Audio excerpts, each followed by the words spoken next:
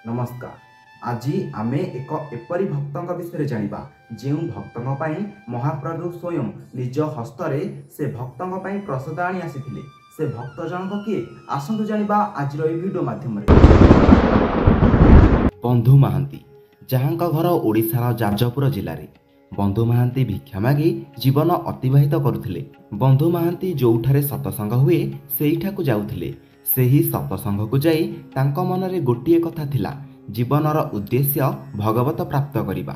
से जेतिकी भिक्षावृत्ति करुथिले सेतिकिरे तांको परिवार चलुथिला। पुणी एकांतरे से महाप्रभुंकर दृढ़ भावरे भजन कीर्तन करुथांती। तांकर महाप्रभुंक प्रति गभीर विश्वास गढ़ी उठिथिला। दिने तांको स्त्री को से कहिले, तुमे जदि मोर अर्धांगिनी तुमे ताहले मो वास्तविक अर्धांगिनी हुओ। मो हृदय रे बसी सारिछि भगवत प्राप्त ही जीवनर परम लक्ष्य। तुमे मु जेपरी भजन करुछि तुमे मो सह मध्य सेहीपरि भजन कर। पतिंक आदेश को मानि भजन कीर्तन करने बसिले बंधु महांती स्त्री। धीरे धीरे एपरी किछि दिन परे तांको स्त्रीक मनरे भी आसिला, भगवान आमको निश्चित मिलिबे। एहीपरि दुई जण भजन कीर्तन रे हजिगले। हेले संपत्ति हजिगले जेपरी व्याकुल होई लोक खोजंती सेहीपरि बंधु महांती भगवान को खोजुथांती। तांको मनरे बारंबार गोटिए कथा आसुथाए, किए जेपरी आमको भगवान पाखु जीवा पाई बाट देखाई देबो आउ आंभ नेत्र पवित्र होइजिवो। तांको अवस्था एपरि थिला, तांको शरीरर समस्त कपड़ा फाटी गंठी पड़िथिला और शरीरर किछि अंश देखा जाउथिला। तांको पाखरे केवल गोटिए थाली और चालिया छपर घर थिला। पुणी से ओळिए खाइले आउ गोटिए ओळी को खाद्य न थाए। एहीपरि बहुत कष्टरे दुई प्राणी और दुई संतान को धरी जीवन अतिबाहित करुथांती। एहा मध्य तांको पाई संभव नथिला, किए जेपरि तांको सहाय्य करिवो। बंधु महांती तांको स्त्री को कहिले, ए दुनिया रे मोर किए भी एपरि मित्र नाहांती जे मते किछि धन देबो। हेले ए दुनिया रे मोर जणे मित्र अछंती, से बड़ धनी। जदि तुमे मो कथारे सहमति हुओ आमे चारि जण तांको पाखकु जिबा, से निश्चित आम कथा बुझिबे। एही भोक कष्ट को सहन करि पारि तांको स्त्री और दुई पिलांको कांधरे बसई चालिले श्रीक्षेत्र को। चाली चाली जाउथांती। जेउठारे तांको बाटरे भोक लागुथाए किछि पत्र और पानी कुपी पुणी चालिबाकू आरंभ करंती। पुणी तांको स्त्री को कहउथांती, धैर्यर सह बंधुଙ୍କ पाखकु चाल, आम दिन भी बदलिबो। बहुत कष्टरे 5 दिनर यात्रा परे पहुंचिले जाई पुरुषोत्तम क्षेत्र रे। श्रीमंदिर को दूर रे देखी साष्टांग भावे दंडवत करी पड़ीगले बंधु महांती। पत्नी को कहले, मो मित्रंक घर आसीगला। हेले तांको पत्नींक मनरे एते विश्वास न थाए एठारे आमको भोजन मिलिबो। एहा परे सिंहद्वार देई महाप्रभुंको दर्शन करिबाकू चलिले। पत्नी दुई संतान महाप्रभुंको दर्शन करि सारी भोकरे बंधु महांतींक मुखको चाहुंतांती। तांको पत्नी को कहिले, धैर्य रख, एठाकू बहुत लोक आसिछंती ना, सेथिपाई मो बंधु आमको ध्यान देई पारुनाहांती। धैर्य रख, से निश्चित आमको ध्यान देबे। सेठारे तांको पत्नी और दुई संतान को धरी मंदिरर रोषशाला पाखरे थिबा पेचनला पाखकू गले। सेठारे जाई बसी कहिले, चिंता कर नाही, आमे आम स्वामींक घर को आसीचे। जम्मा भी चिंता कर नाही, से बहुत करुणामय, से निश्चित आम कथा बुझिबे।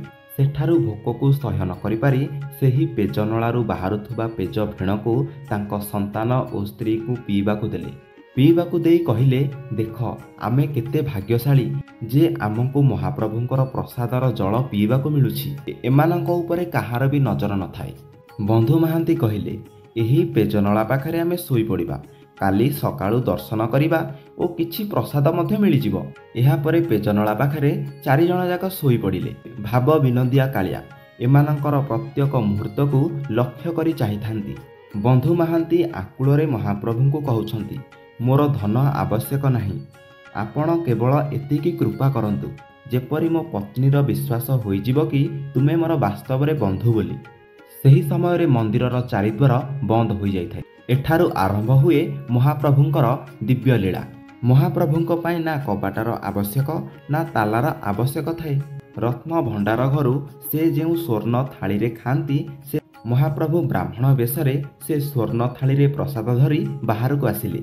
महाप्रभु बाहर को आसी जोरे डाकिले, जाजपुरर बंधु महांती किए एठारे अछ कि? एही डाक शुणी बंधु महांती और तांको स्त्री और पिलांकर निद भांगीगला। हाँ, से विशेष ध्यान देलेनी। से भाबिले आउ काहाकू डाकुथिबे। ପୁଣି ଥରେ ଡାକିଲେ, ଯାଜପୁରର ବନ୍ଧୁ ମହାନ୍ତି ଯିଏ ପେଜନଳା ପାଖରେ ଅଛ, ଏଠାକୁ ଆସ। ସ୍ୱୟଂ ମହାପ୍ରଭୁ ତୁମ ପାଇଁ ପ୍ରସାଦ ପଠାଇଛନ୍ତି, ଆସି ମୋ ହସ୍ତରୁ ନେଇଯାଅ। ସେ ସମ୍ପୂର୍ଣ୍ଣ ନିଶ୍ଚିତ ହୋଇଗଲେ ସେ ମୋତେ ହିଁ ଡାକୁଛନ୍ତି। ସେ ଦୌଡ଼ି ଚାଲିଲେ। ସେ ଦେଖିଲେ ବ୍ରାହ୍ମଣଙ୍କ ହାତରେ ସୁବର୍ଣ୍ଣ ଥାଳି ଓ ସେ ଥାଳିରେ ବିଭିନ୍ନ ପ୍ରକାରର ପ୍ରସାଦ ସବୁ ରହିଛି। ପୂଜକ ବ୍ରାହ୍ମଣ ହସି କହିଲେ, ନିଅ, ତୁମ ପାଇଁ ମହାପ୍ରଭୁ ପଠାଇଛନ୍ତି। ତାଙ୍କ ହାତ କମ୍ପି ଉଠୁଥାଏ। ତାଙ୍କ ସ୍ତ୍ରୀଙ୍କୁ କହିଲେ, ମୁଁ କହିଥିଲି ନା ଗହଳିରେ ଆମକୁ ଧ୍ୟାନ ଦେଇନଥିଲେ। ଏବେ ଦେଖ, ପ୍ରଭୁ ସ୍ୱୟଂ ଆମ ପାଇଁ ସୁବର୍ଣ୍ଣ ଥାଳିରେ ପ୍ରସାଦ ପଠାଇଛନ୍ତି। ବ୍ରାହ୍ମଣ ଜଣକ କହିଲେ, ତୁମେ ଏ ଥାଳିକୁ ରଖିନିଅ, କାଲି ସକାଳେ ତୁମଠାରୁ ଆମେ ଏ ଥାଳି ନେଇଯିବୁ। ସେଠାରୁ ବ୍ରାହ୍ମଣ ଜଣକ ଚାଲିଗଲେ। 4 ଜଣ ଯାକ ବସି ବହୁତ ଆନନ୍ଦରେ ସେ ପ୍ରସାଦକୁ ସେବନ କଲେ। ଖାଇସାରି ସେ ଥାଳିଟିକୁ ତା ଛିଣ୍ଡା ଲୁଗା ମଧ୍ୟରେ ଲୁଚାଇ ଶୋଇପଡ଼ିଲେ। ସକାଳ ପାଇଲା। ମହାପ୍ରଭୁଙ୍କର ଭୋଗ ପାଇଁ ଯେତେବେଳେ ରତ୍ନଭଣ୍ଡାର ଖୋଲାଗଲା, ଦେଖିଲା ବେଳକୁ ସେ ସୁବର୍ଣ୍ଣ ଥାଳିଟି ସେଠାରେ ନାହିଁ। ସେବାୟତଙ୍କ ମଧ୍ୟରେ ବହୁତ ଯୁକ୍ତି ତର୍କ ହେଲା। ଠାକୁରଙ୍କର ବହୁମୂଲ୍ୟ ଥାଳିକୁ କିଏ ଚୋରେଇ ନେଲା? ସବୁଆଡ଼େ ଏହି କଥା ବ୍ୟାପିଗଲା। ଚୋର ଥାଳି ସହିତ ପ୍ରସାଦ ମଧ୍ୟ ଚୋରେଇ ନେଇଛି। କିଛି ଲୋକଙ୍କ ନଜରରେ ପଡ଼ିଲା, ପେଜନଳା ପାଖରେ ଗୋଟିଏ ବ୍ୟକ୍ତି ତା ଛିଣ୍ଡା କପଡ଼ା ଲୁଗା ମଧ୍ୟରେ ଗୋଟିଏ ଥାଳି ଲୁଚେଇ ରଖିଛି। ହଠାତ୍ ଗହଳିରେ ଚାରିଆଡ଼ୁ ଲୋକ ତାଙ୍କ ଚାରିପଟେ ଘେରିଗଲେ। ସମସ୍ତ ସେବାୟତ ତାଙ୍କୁ କିଏ ବାଡ଼ଉଛି ତ ପୁଣି କିଏ ଗାଳି କରୁଥାଏ। ସ୍ତ୍ରୀ କାନ୍ଦି ବନ୍ଧୁ ମହାନ୍ତିଙ୍କୁ କହୁଥାନ୍ତି, ଯାହାଙ୍କୁ ତୁମେ କହୁଥିଲ ବଡ଼ କୃପାଳୁ, ଏହା କ'ଣ ତାଙ୍କ କୃପା? ଏହାପରେ ସେବାୟତମାନେ ତାଙ୍କୁ ପଚାରିଲେ, ତୁମ ପାଖକୁ ଏ ଥାଳି କିପରି ଆସିଲା? ବନ୍ଧୁ ମହାନ୍ତି କହିଲେ, ବିଶ୍ୱାସ କର, ମୁଁ କିଛି ଜାଣିନି। ରାତିରେ ଜଣେ ବ୍ରାହ୍ମଣ ଏ ଥାଳିରେ ପ୍ରସାଦ ଆଣି ଆସି ମୋତେ ଡାକିଲେ। ଏ ପ୍ରସାଦ ଦେଇ ଏଠାରୁ ଚାଲିଗଲେ। ମୁଖ୍ୟ ପୂଜାରୀ ସମସ୍ତ ବ୍ରାହ୍ମଣକୁ ଆଣି ଛିଡ଼ା କଲେ ଓ ବନ୍ଧୁ ମହାନ୍ତିକୁ କହିଲେ, ଚିହ୍ନ, କିଏ ତୁମକୁ ଆଣି ଥାଳିରେ ପ୍ରସାଦ ଦେଇଥିଲେ? ବନ୍ଧୁ ମହାନ୍ତି କହିଲେ, ଏହି ମଧ୍ୟରୁ କିଏ ବି ନୁହେଁ। ବନ୍ଧୁ ମହାନ୍ତି ମନେ ମନେ ବହୁତ ଆନନ୍ଦିତ ହେଉଥାନ୍ତି। ବା ମହାପ୍ରଭୁ, ତୁମେ ସ୍ୱୟଂ ମୋ ପାଖକୁ ଆସିଥିଲ ବ୍ରାହ୍ମଣ ବେଶରେ। ତୁମ ଲୀଳା ବିଚିତ୍ର ମହାପ୍ରଭୁ। ସେହିଠାରୁ ମହାପ୍ରଭୁ ଜଗନ୍ନାଥଙ୍କର ଆଉ ଗୋଟିଏ ଲୀଳା ଆରମ୍ଭ ହୋଇଗଲା। ସେହି ସମୟରେ ଗଜପତି ପ୍ରତାପ ରୁଦ୍ର ରାୟ ଥାଆନ୍ତି। ତାଙ୍କୁ ସ୍ୱପ୍ନାଦେଶ ହେଲା, ତୁମେ ଏଠାରେ ଶାନ୍ତି ନିଦ୍ରା ନେଉଛ। ମୋ ଭକ୍ତଙ୍କୁ ମନ୍ଦିର ମଧ୍ୟରେ ଦୁଃଖ ଦିଆଯାଉଛି। ସେ ଭକ୍ତଙ୍କୁ ପୂଜା ନ କରି ତୁମେ ଶାନ୍ତି ନିଦରେ ଶୋଇଛ। ମୁଁ ତାଙ୍କୁ ସ୍ୱୟଂ ଥାଳି ଓ ପ୍ରସାଦ ମୋ ହସ୍ତରେ ଦେଇଛି। ସେ ମୋ ପରମ ଭକ୍ତ। ତୁମେ ତୁରନ୍ତ ସେଠାକୁ ଯାଅ ଓ ମୋ ଭକ୍ତକୁ କ୍ଷମା ମାଗ। ଧନ୍ୟ ମହାପ୍ରଭୁଙ୍କର ଲୀଳା। ଗୋଟିଏ ପଟେ ମାଡ଼ ଦେଉଛନ୍ତି, ଅନ୍ୟପଟେ ରାଜାଙ୍କୁ କହି ତାଙ୍କ ଚରଣ ପୂଜା କରିବାକୁ କହୁଛନ୍ତି। ବିଚିତ୍ର ଲୀଳା ମହାପ୍ରଭୁଙ୍କର। ତୁମେ ତୁରନ୍ତ ଯାଇ ତାଙ୍କୁ କ୍ଷମା ମାଗ।